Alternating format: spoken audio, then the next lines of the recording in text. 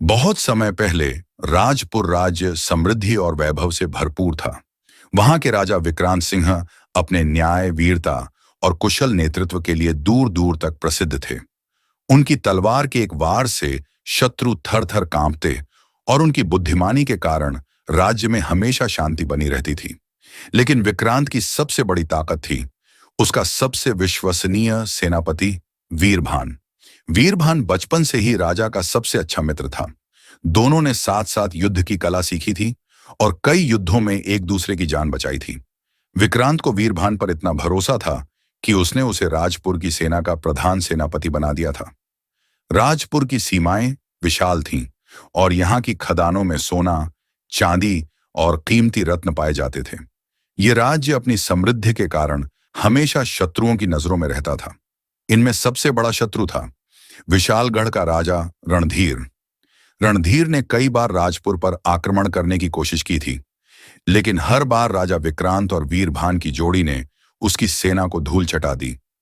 रणधीर जानता था कि जब तक यह दोनों मित्र एक साथ हैं, तब तक वह राजपुर पर कब्जा नहीं कर सकता। रणधीर युद्ध में राजा विक्रांत को पराजित नहीं कर सकता था, इसलिए उसने चालाकी से उसकी सबसे बड़ी ताकत को ही उसकी सबसे बड़ी कमजोरी में बदलने की योजना बनाई। उसके सबसे विश्वास पात्र सेनापति वीरभान को उसके खिलाफ करना। वीरभान निस्संदेह एक महान योद्धा था, लेकिन उसके मन में महत्वाकांक्षा की चिंगारी थी।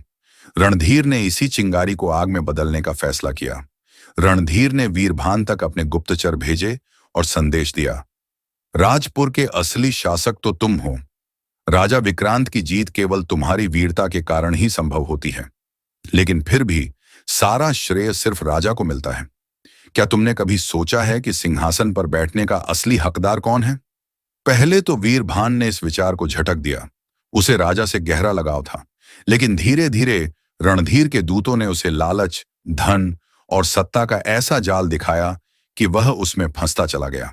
कुछ महीनों तक रणधीर वीरभान को लगातार उपहार और सोने के सिक्के भेजता रहा।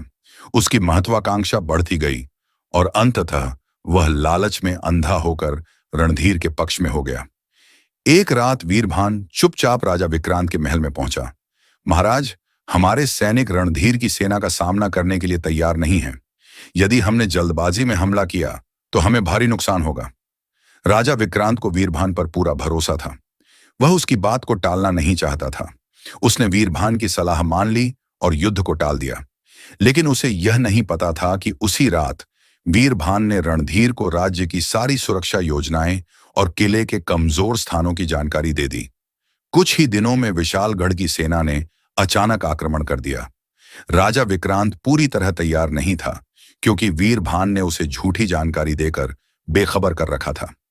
जब युद्ध शुरू हुआ, तब राजा ने अपने सेनापति को आदेश दिया कि वह सेना को नेतृत्व दे, लेकिन वीरभान पीछे हट गया और बोला, महाराज, इस युद्ध को जीतना असंभव है। हमें आत्मसमर्पण कर देना चाहिए।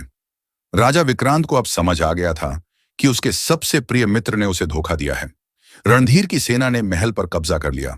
राजा विक्रांत को बंदी बना लिया गया। रणधीर ने वादा निभाते हुए वीरभान को राजपुर का नया राजा घोषित कर दिया।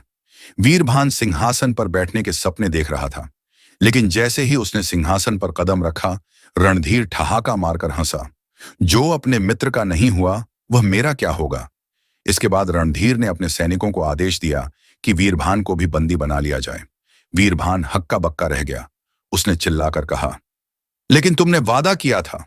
रणधीर ने हंसते हुए कहा, तुमने भी तो अपने राजा से वफादारी का वादा किया था, लेकिन उसे तोड़ दिया। अब वही विश्वासघात तुम्हें भी भुगतना होगा। वीरभान को राजपुर की उसी जेल में डाल दिया गया जहां कभी राजा विक्रांत को कैद किया गया था। कुछ दिनों बाद रणधीर ने वीरभान को मृत्युदंड देने का आदेश दिया। जिस व्यक्ति ने अपने मित्र और राजा को धोखा दिया था, वह अब खुद उसी विश्वासघात की सजा भुगतने जा रहा था। दूसरी ओर राजा विक्रांत की वीरता और न्यायप्रियता को देखते हुए राजपुर के नागरिकों ने रणधीर के खिलाफ विद्रोह कर दिया। युद्ध छिड़ा और आखिरकार रणधीर की सेना हार गई। जनता ने विक्रांत को दोबारा राजा बना दिया, लेकिन इस पूरी घटना ने उसे एक गहरी सीख दी। हर किसी पर अंधा विश्वास नहीं करना चाहिए। लालच इंसान को अंधा बना देता है, लेकिन विश्वासघात का अंत हमेशा बुरा ही होता है। वीरभान की मृत्यु केवल उसका अंत नहीं थी, बल्कि यह एक सबक था कि जो अपने सच्चे मित्र और राजा को धोखा देता है वह कभी सुखी नहीं रह सकता। निष्कर्ष, विश्वासघात की कीमत बहुत बड़ी होती है। जो दूसरों के साथ छल करता है उसे एक दिन खुद भी उसी विश्वासघात की आग में जलना पड़ता है।